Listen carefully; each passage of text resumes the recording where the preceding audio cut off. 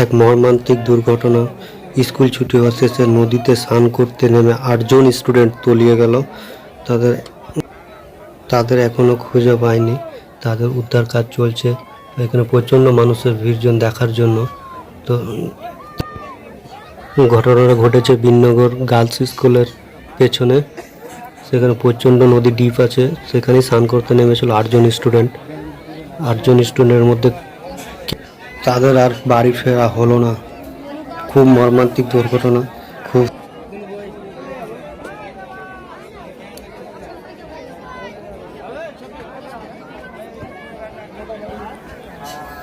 এইখানে দেখুন উদ্ধার কাজ চলছে, নৌকো নেমে সব খোঁজাখাঁজি চলছে এখানটায়।